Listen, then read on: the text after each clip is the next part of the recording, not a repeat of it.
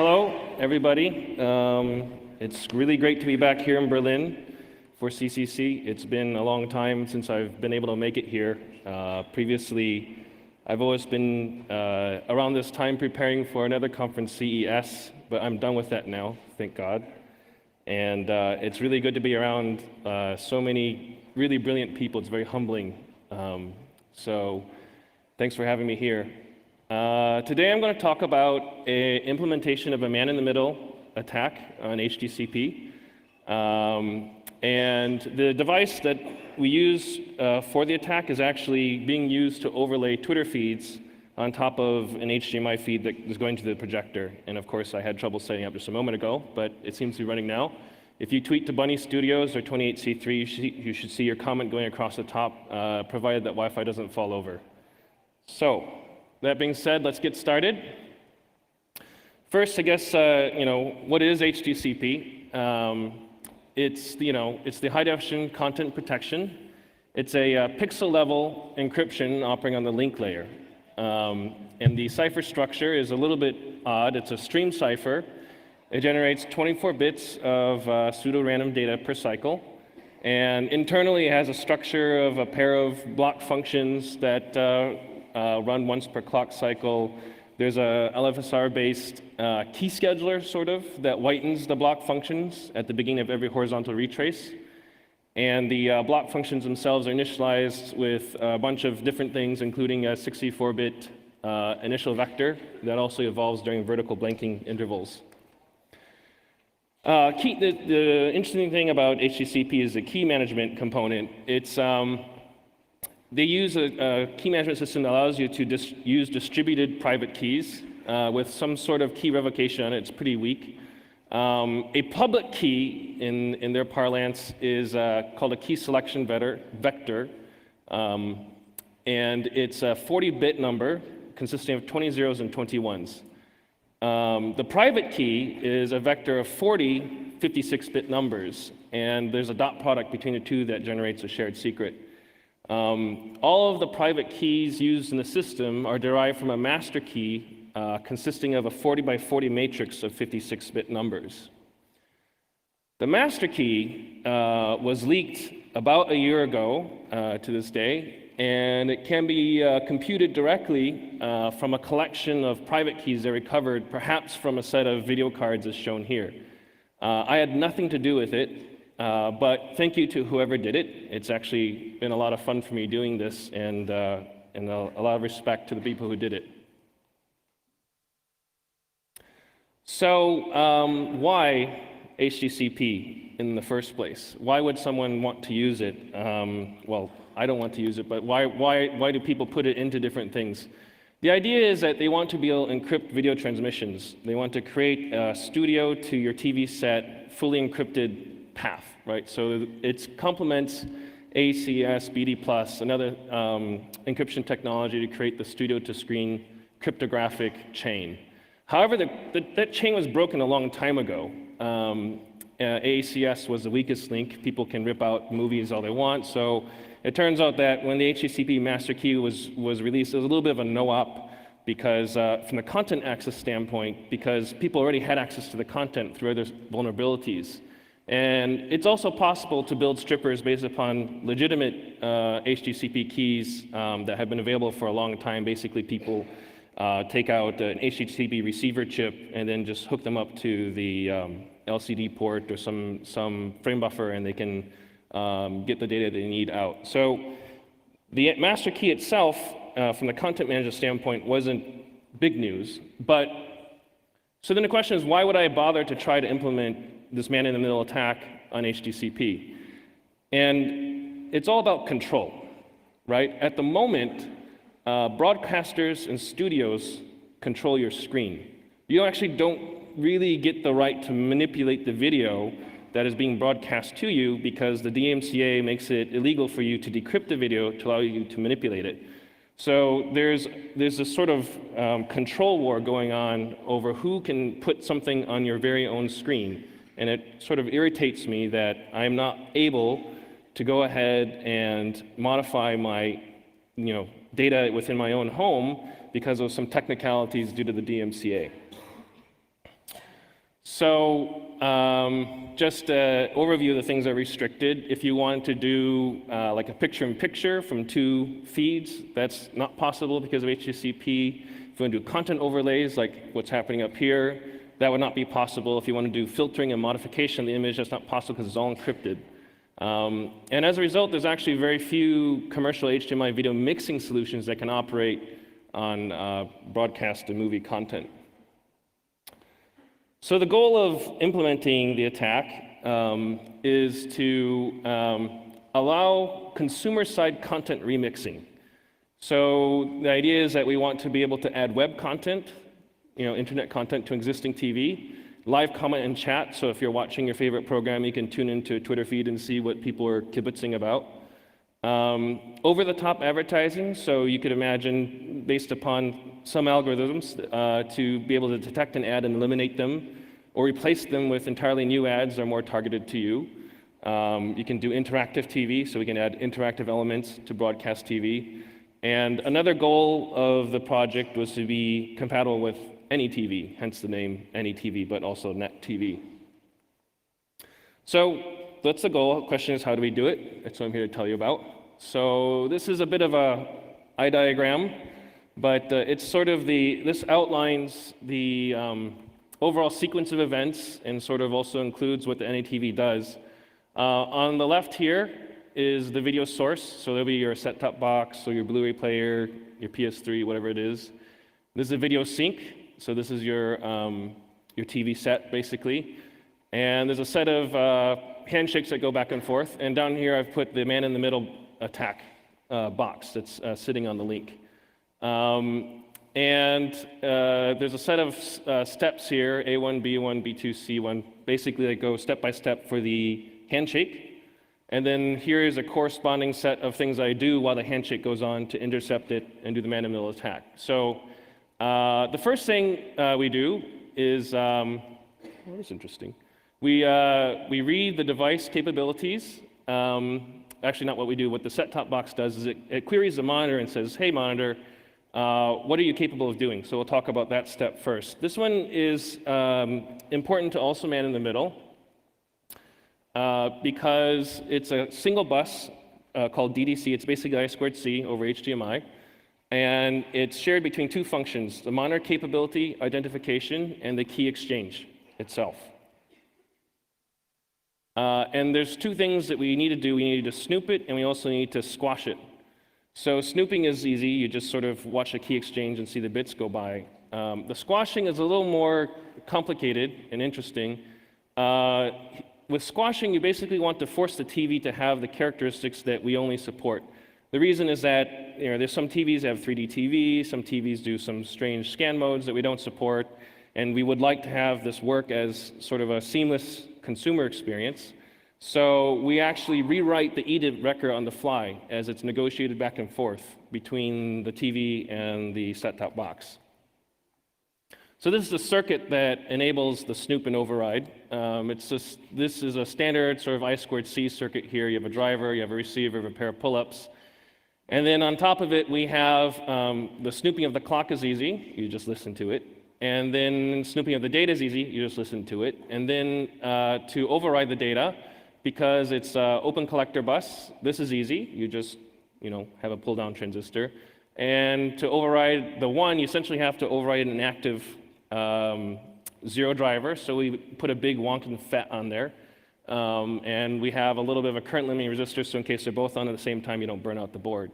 It works, we can go into more details later as to how it affects reliability, but in fact, it shouldn't have any impact at all upon the reliability of the link. Now, in order to do the snoop and override, the implementation uses a highly oversampled I2C implementation. So I2C itself is very slow, 100 kilohertz clock. We oversample at 26 megahertz, and basically whenever the clock transitions, we have a small window where essentially we can say, whoop, we didn't want a 0, we want a 1, and we actually switch around so that by the time the next edge comes along at the sampling window, the data is what we want it to be. And the way it works in terms of the protocol level is, we're listening basically only here at the address phase. And then we decide on the acknowledge bit if we want to go ahead and override the data. So we say, okay, you're reading this particular part of the record, I don't care, let it through. You're reading the next part of the record, I do care, I want to squash 3D TD capability, I go ahead and I rewrite the record on the fly. So this allows me to basically change only the bits that need changing during the monitor identification protocol. Also, we override the hot plug bus. So there's a little wire that is used to detect when you actually plug in your TV set. And the hot plug bus also has a FET on it, so we can go ahead and simulate the cable being unplugged without having unplugged the cable. This is important because basically the hot plug kicks off the whole state machine again for resynchronization and reloading all the records. And so we do this a couple of times, particularly on boot, to go ahead and manipulate all the EDIDs and all of the key state. So back to the diagram again. Now that we've gone ahead and we've intercepted and modified the basic handshake of capabilities, we now have to intercept and listen to and do something with the actual key exchange. The key exchange is a pretty simple set of steps. The link controller goes ahead and writes a 64-bit random number initialization vector, and then it sends over its public key and it reads back the public key. Once the public keys are exchanged, you initialize a cipher state, and then you go. The man in the middle is again listening, intercepting these the key exchange, and itself goes ahead and creates a shadow ROM of everything that's going, and then we initialize a cipher to have exactly the same synchronization state as this, so that we can, on a pixel by pixel basis, encrypt data to the identical cipher state and swap them on the fly. Let's see, is there anything I didn't say here? Right, so getting all the initialization vectors is accomplished with I2C sniffing. And once basically the key exchange is captured, the last write is a defined address that actually triggers an interrupt that goes to the host CPU. This is all done in FPGA, by the way. It goes to the host Linux CPU that then triggers a UDIV event that does all of the math for computing the shared keys.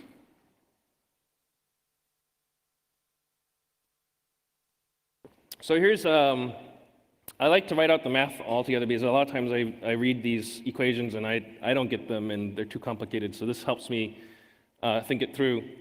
When you're computing the private keys, you basically take K, which is the master key. This is the matrix of 40 by 40, 56-bit numbers. And you do a dot product with the public key, and you can get essentially a vector of 40, 56-bit numbers, which is the private key vector for the source.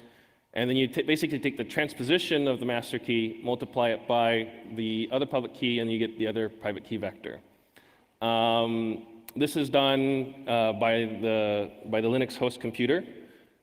And basically, once you have these private key vectors, we then multiply back again by the key selection vectors to derive the shared secrets. The shared secrets should be identical. I compute both to make sure we haven't got corruption on the line. And then after the shared secrets computed, we're good to go on the ciphers. So the ciphers themselves, it's, as I had mentioned earlier, once you plug it into the hardware and you initialize the key schedules, the cipher state has to evolve based upon pixel clock first, but then also on hsync, vsync, data guard band timings, and a bunch of other bits and pieces. So in fact, when you have a frame of video, this is a frame, the active pixels are here, and then there's overscan on the edge for the hsync and vsync periods. They actually only turn on the encryption for actual data, right? So if you actually don't synchronize the cipher state and turn it off when you're not transmitting video data, your cipher gets unsynchronized and you get white noise at the back end. So we have to basically build a system that also passively observes the guard bands, the sync patterns, and so forth. Those are all unencrypted and align our cipher state. In addition, the way that they do audio transmission and other things inside of HDMI is they have these data islands that are hiding inside the sync areas, and they're marked by a special coding region. And once those happen, you know the next 16 or 32 clock cycles is a data island. And so we have to essentially extract all that timing and use that to synchronize the cipher state. So again, this is sort of a recap of how the pixel by pixel swapping happens. Here is sort of our encrypted video. I sort of hash over it to indicate it's been XORed. It's like the number 1. Goes over a cable. We synchronize pixel by pixel, and then any TV will just go ahead and render only the portion of video that we really want to swap out. It encrypts it with a synchronized cipher, and then it just takes those and swaps those with the pixels that I've encrypted. And then on the TV side, when you decrypt it, instead of getting the number 1, you get the letter I. Basically, that's how the overall system works. So that's all the sort of the math and the crypto stuff. The actual implementation is much more hairy. There's a lot of like real world stuff you have to deal with, so I'm going to go into a bit of that. The overlay pixels need to be exactly timed to the video pixels. And the overlay itself, so for example, this stuff that's coming across the top here is all being computed by the local Linux computer that's on any TV. And those look like devfb0. We're just writing devfb0 with WebKit to create this, overlay. There's a bunch of challenges to doing this. The Linux interrupt jitter for frame sync is way too high. You can't just use that to synchronize frames. The local oscillators also drift over time. So up to hundreds of pixels per frame is allowable within the ppm spec of the local crystal oscillators. And if we don't have absolutely tight synchronization, you would see the overlay sort of jittering and looking very nervous on the screen. So there's a few techniques we use to synchronize the frame buffers. First, we don't use the local pix clock to clock the LCD controller on the SoC. We actually take the pix clock from the incoming video and feed that back into the processor and say, here's your clock for that. So that gets rid of entirely all of the clock drift issues and PLL drift issues that you can have. It's something that's a very convenient thing that helps solve a lot of the problems. The next thing we do is we listen to the data going by, and we have to derive all the timings dynamically from the video, and we set the frame buffer properties to match. So on the fly, we listen, we say the sync is this long, the video is this wide, and this high, it corresponds to this CA mode, and then we program our frame buffer to match that. So of course, we don't do that programming right. If you even off by 1 pixel, the frame starts drifting with time. And this, you would think, would be something that's actually quite easy to do, but in fact, a lot of vendors have buggy implementations. They're not actually CA compliant. So you really have to just measure and use heuristics to try and make it bug compliant with all the weird equipment out there that doesn't actually quite work the way the standard says. The other thing is that when the LCD frame buffer starts as a DMA, we basically trigger that with an interrupt based upon the vsync from the video stream. But as mentioned before, the interrupt latency of Linux is quite long and it has a lot of jitter. So there's about 8 lines of elastic buffer within the FPGA that allows us to absorb the jitter. And we have a system that actually tries to measure the interrupt delay between when the interrupt edge arrives and when the actual DMA starts. And we actually pre-compensate that. So we actually start the LCD DMA a little bit earlier so that the first pixel arrives when the actual first pixel comes in the frame. So there's a whole bunch of bits and pieces and stuff that we do to get that to work just right. So the way we do the overlay over videos, we use chroma key. Many people know it, but I'll go over it here in case you don't. If I were to turn off the overlay, you would just see a big pink screen like this with just the data that you want to overlay. Essentially, every color that is magic pink, F0, 000, F0, is swapped with background color. It's a little bit tricky in some spots to do this because you can have anti-aliasing sometimes turned on and the pink will bleed into your images and so forth. So you have to be a little careful when you design the content so that the magic pink doesn't bleed and create pink rings around everything. And so this is what the FPGA implementation looks like on the inside. This is a block diagram of it. The HMI comes in, we deserialize it to RGB. We have the I2C like DDC bus, which is being snooped and squashed. And then we have a local PLL sync that reserializes data. There's a multiplexer here that, based upon the gen-locked data coming from the FIFO, is encrypted and then selected on a pixel-by-pixel basis if the incoming data matches the chroma key. That's basically the entire implementation of the pipeline. for the device. Now, there's a few optimizations we had to do to get this to work well. One thing is key caching. So every video source sync, when you plug your Blu-ray player into your TV, the shared secret actually never changes over the life of the device. And people rarely replug things in with each other.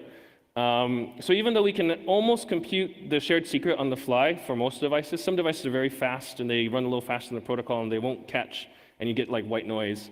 So what we do is we cache the computed key the first time we compute it, write it to a temporary location, and then we just check it's the same. If it's not the same, then we yank the hot plug line and we reinitialize. The other thing we do is we do EDID caching.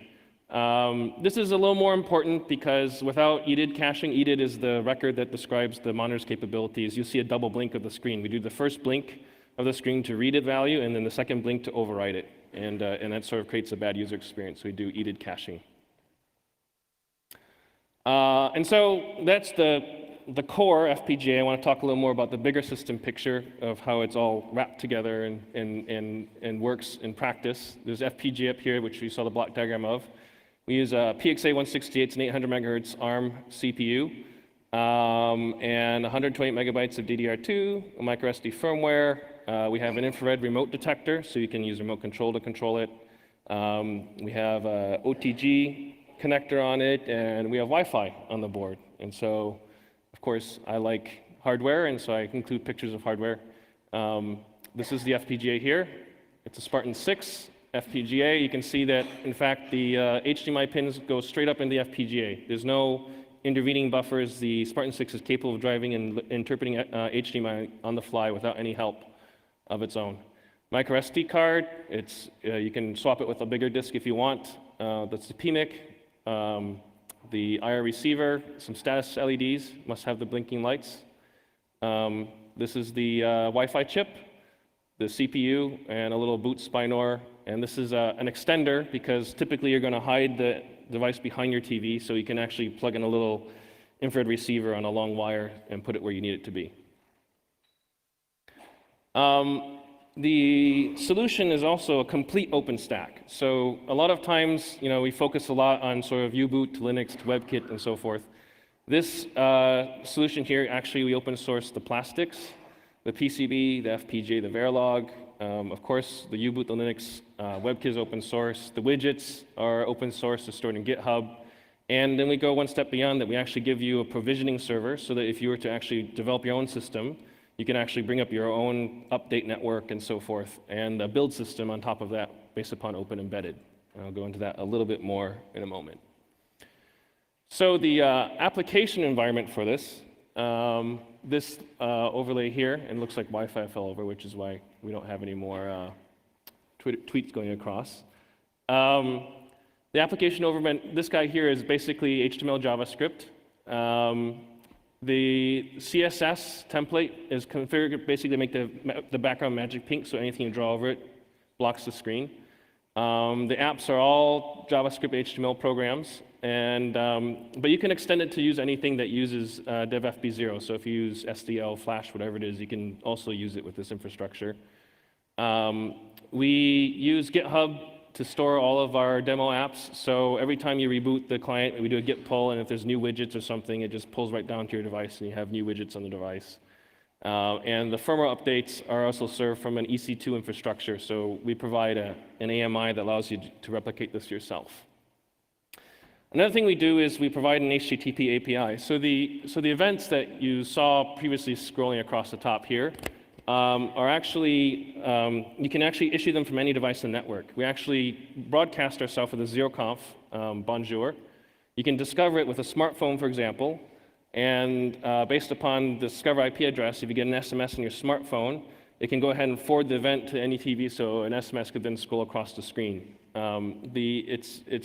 Basically, this is what an example call looks like. It's just a GET request, and you just and you can send events to any TV. So the idea here is that if you had a smart home environment, or you want to do something where you're overlaying something in your screen, and you don't want to do a lot of work or programming, you just go ahead and you just discover the IP address, and you use HTTP to go ahead and overlay the events very quickly and very easily.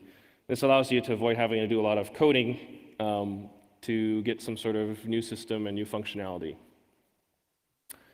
Also, we provide a turnkey build system. We have a public Amazon EC2 instance with a pre-built Angstrom distribution.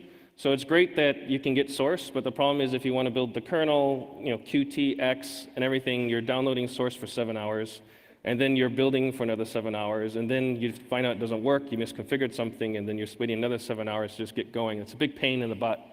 So what you can do is you can essentially just go to Amazon and then use our public AMI, and it comes up, and essentially it's like we hand you the keyboard from our dev environment, and you can just go from there with a pre-built image. It comes with a local Git repo and build bot. So basically, you can go ahead and go to our AMI, go to Amazon, launch it. You can go ahead and commit your code to the local Git repo on the inside. And when you do a code commit, it goes ahead and automatically triggers a build for you, so you can watch your builds going and so forth. And then at the end of the day, there's a set of images that are generated for you that are served via web page from the server. And so there's a big binary file here that basically you need to download that once, burn it on your device. But once you've downloaded that and burned it on there, the device is keyed to go back to your server for updates. So then code development becomes not, code something, SCP it on, and run it. You simply just do a push, git push. It does the build, and then through O-package, it triggers an update, and your stuff just ends up on your device.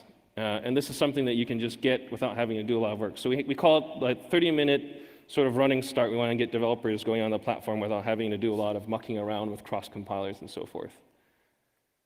The hardware is open. I'm a hardware guy. I like hardware, so of course I'm going to include the porn for hardware. This is the case design. It's done in SolidWorks.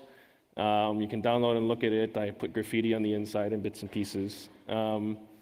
It's made in steel tooling out in China. I love the way it looks and the way it smells. It's true. If anyone's ever seen me get like a new gadget out, I always open the anti-stat bag and I smell it, because I've been in enough factories you can tell what flux they're using, what processor they're using, and sort of how the weather was in Shenzhen when they built it. That all comes with the box.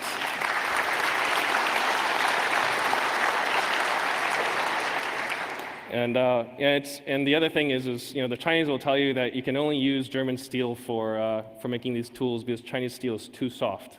I don't know what it is, but they always say we can only buy German steel, and they tell me that as like an advertising thing. So steel comes from Germany. Schematics are, of course, open online. I designed an Altium. You can get the source files, download them, and play with them. And the PCB layouts as well are available for you to go ahead and browse and modify. So this is a complete open solution that we provided: the hardware, schematics, PCB, design, FPGA, the software, a complete turnkey build environment, including everything from top to bottom. So we tried to be very completionist about this. And the goal we had is we want to go from half an hour from getting the device to essentially sort of a production grade build environment where you can actually give it to someone else and say, have the device and we can push updates to you and you can actually use it for your own application. And you can get it now actually at adafruit.com. They're actually kindly being my distributor for the product. So just to recap, and I said I'd go fast, and I did go fast. I've demonstrated a HDCP man-in-the-middle implementation. It's a complete solution. We intercept the key exchange on the fly. We derive the shared secrets and synchronize the transmit ciphers. We multiplex overlay video using chroma key. We avoid decrypting data. So if you notice in the entire path, we never actually decrypt data. So I call it DMCA safe. DMCA says it's illegal to circumvent copyright. People say, wow, what are you doing? I says, well, I didn't circumvent anything. I didn't decrypt anything. So how can you be mad at me for DMCA? And we also modify EDID records to force compatibility. We enable a video compositing function. So if you had an old TV or a legacy TV that didn't have smart TV, you can go ahead and add that to it. You can modify video content now. You can block ads. You can go ahead and show live internet commentary, so on and so forth, on top of your device. And it's a completely open hardware and software stack. And I like to emphasize that it's a non-infringing use of the master key. So there's a sort of legal notion that if you have something that is has only the purpose of only has an illegal purpose, then owning it is tantamount to sort of committing the crime. So if you have a bunch of, like, I don't know, TNT in your backyard, then they think you're a terrorist, right? So prior to this, the only use of the HTTP master key was circumvention, right? And the thing that I like the most about this is that it blurs the association of the master key essentially with privacy. Now you can have the master key, there's a legitimate use for it, it's non-infringing, it's commercially useful, it's been well implemented, it's not a sham. There's a sort of argument that says, well, you have this like kind of like backup use or whatever it is, and then everyone says backup, and everyone knows it's sort of tantamount to something else. This one's a bona fide use, so it helps sort of legitimize the distribution and existence of the master key. So thanks for your attention. I'll take questions now.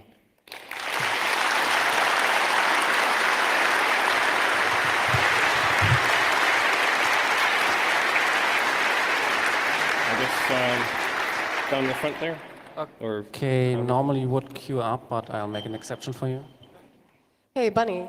Hey. So given that you're not doing, you're doing pixel by pixel substitution, is there a limit with your FPGA and your processor on how many pixels you can substitute given the overall screen resolution? Right, so it all happens on the fly, and so the limit is limited by the pixel clock rate of the FPGA. A standard Spartan 6 without the really expensive transceivers limit to 95 megahertz pix clock, which is a gigahertz line rate basically. And that corresponds to a 1080i resolution or a 1080p 24.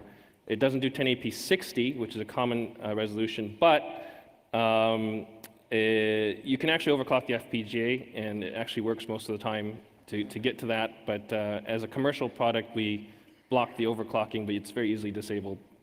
You could do it yourself if you wanted to. If you have questions, please try to queue up at the microphones, but we have one from the internet, I think. Okay, we have two questions. What can this do other than overlays?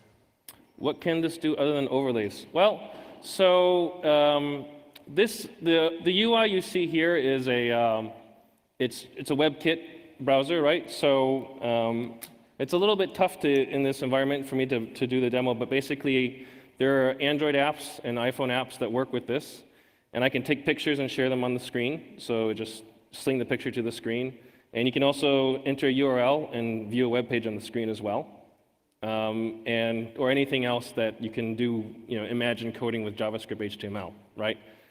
This is just sort of like an example demo that we did, sort of to give you an idea of flavor, but it's not actually the final thing. It's really up to you guys to tell me what you want to do with it. Okay. Right. Yeah, and another question. Sorry. Why don't you hook up your own EDID? EDID, yes. Okay. Or read the original and provide the modified copy from the controller? Can you say that one more time? I didn't quite understand it. The whole question or the last part? Just the whole question. Why don't I hook up Your own ID? Oh, EDID. Okay. Why don't I just go ahead and blast like a generic EDID in? Okay. Because not every TV is a 720p or 1080p TV. There's some really crappy TVs out there. You can damage them. Like if someone actually in the world had a CRT, right, and they weren't very careful about it, and we actually overdrove the sync, you could burn out the tube or something. So we have to read the monitor's capabilities and respect that, and then deselect the modes that we don't allow. That's why we do the overriding. Okay, and the last one. How complicated would be to use your own hardware to decrypt the HDCP? Right. How hard is it to decrypt HDCP? I knew that question was going to come. There's for strictly legal reasons, there's a substantial barrier that I've put in to decrypting, but it's not like an impossible barrier, it's more like an effort barrier, right? So for example, this device here, the actual device itself has the master key, but it has no actual public key of its own. It must borrow the public key from a source and a sink for it to work. It actually checks to make sure you have a properly licensed device on both ends of the link. And that's for another legal reason. You want to make sure that you're following all the licensing rules and so forth to do this. In order to have it actually just decrypt on its own, it needs to provide its own public key. Someone has to put that in there, right? That's possible to the extent to this crowd. I mean, there's many smart people who could do it, but a regular consumer could not easily go and hack the Verilog to do that. So it's theoretically possible, but there is, at the same point, for legal reasons, I made sure there was at least a barrier. So it's not like one of those like clip here and you have like a radio that can listen to like radio bands or something like that, which would create sort of a blurring of the line of the legitimacy of the product. Okay, question over there. Hi there. How many people have been working on this pretty impressive piece of hardware, and how long did it take to actually develop and build it? Okay, so the question was how many people are working on it and how long did it take? This hardware was designed in Singapore. I moved there about 1.5 years ago. We conceived it about last year this time, had just some sketches, showed to people, see what they thought. We did a stretch card, so basically just the FPGA itself, and we plugged it actually into the LCD port of an existing Chumby device that we had at the time, and just demonstrated the overlay in May. And then we finalized the boards and did the tooling and so forth. We had production by October.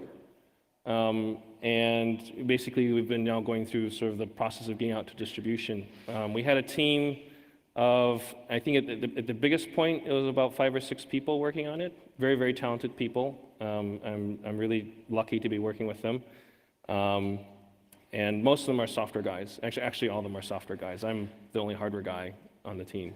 So the hardware, the case design, the board layout, the board bring up is done by me, and then the rest of the guys do all that really insane stuff with the build system and Linux and the software bits that I don't get quite so well. So.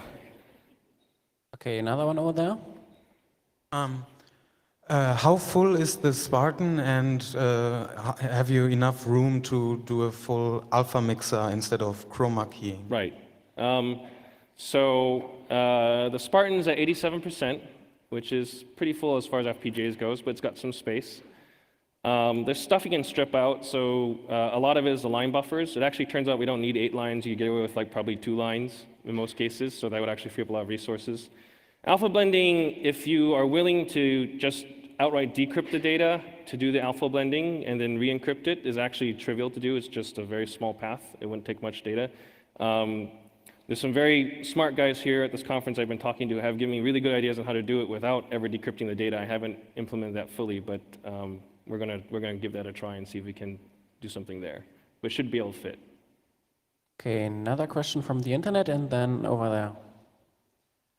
Okay, how would it be a footprint compatible replacement to use the Spartan 6 parts with the high-speed transceivers? Okay, yeah. So that's the question: can we put the T-series Spartan 6 in that has like the gigabit transceivers that lets you do 3D TV and stuff like that?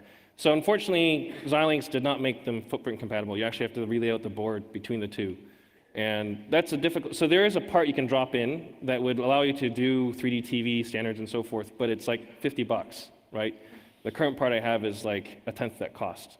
So the feeling I have is that the market wouldn't bear the cost of just that much added cost to the device, so we decided to use a much lower cost part. There's a thought that we'll do like a pro version or a higher end version with for people who are willing to pay that much more money for a device. But it would require a full respin of the PCB and so forth to do it, and a lot more money. Okay, 2 questions over there. Now, the sliding up of the overlay, which could be seen a few times during the talk, is it an artifact from the overlay going out of sync with the video feed, or what is it? And can it be alleviated, or is it just there? Yeah, no, that's the whole, as you saw, I was struggling a bit with the demo here. There's a bit of a hack going on here. It's going from a display port to HDMI to overlay to a VGA converter, and then so on and so forth. So somewhere along the way, the sync is getting a little corrupted, and when I lose VSync, it rolls a bit, just like you would always roll if you lose VSync on a TV set. I think if I didn't have this VGA converter in the middle, it would be much more stable. I never see it on a full digital link, but yeah, that's my guess as to what's going on. Is there another question over there? Okay, then we have another one from the internet and then there. Okay, this is a long question. I will try to make it short. How difficult would it be to adjust the FPGA part to make this part of OSS drivers for those commercial available hardware for HDMI capture? I had trouble understanding how difficult it is to write what kind of driver? OSS. OSX drivers. So Yeah. you want to write OSX drivers for what purpose? Okay, I must say the question. There are commercial available HDMI captures interface. Unfortunately, there are no OSS drivers for this yet.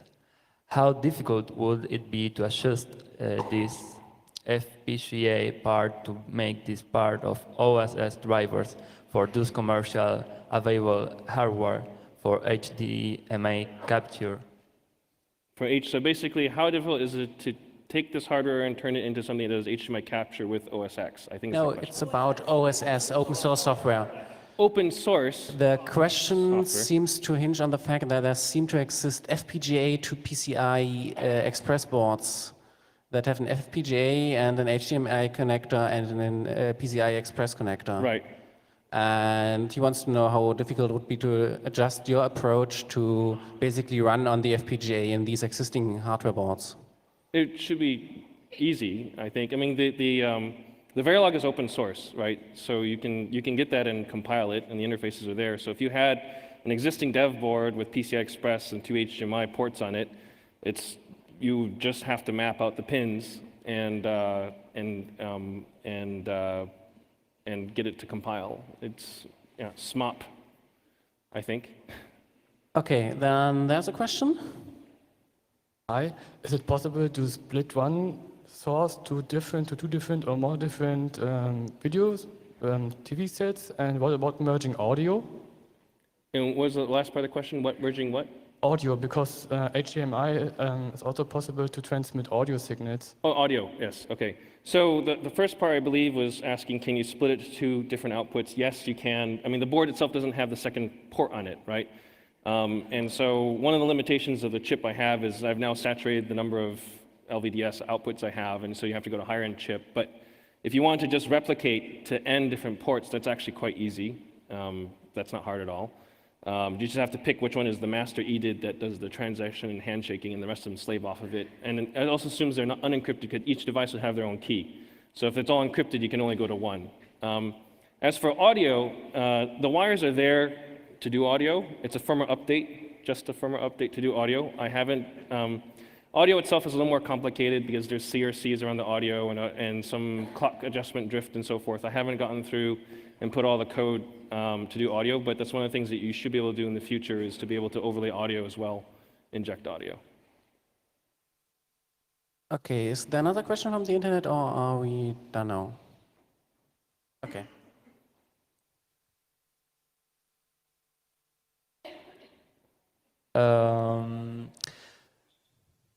Why don't you use the ARM? Why do I use an ARM? FIQ to avoid the Linux kernel RIQ latency? Oh, okay. Why don't I use an FIQ? I don't know. It was hard. It was harder than the way I did it, right? I think I seem to remember. So a lot of the kernel stuff was done by some of the other guys I work with, and I help with that. But I think the explanation I had was that we had to do a lot of tweaking on the existing kernel, get the FIQs to work, and it would be difficult. And so it was easier for me to do something in hardware to wrap around it. And so that's what we did. Okay. It's a hardware problem. I may speak to that. I also had some similar problems, and the FAQ also has some latency, so that's not even completely foolproof solution. Yeah, Even yeah. then. Okay. Any more questions from the audience or the internet? Otherwise, we seem to be finished. Yes. Give a warm applause to Bunny. Thank you.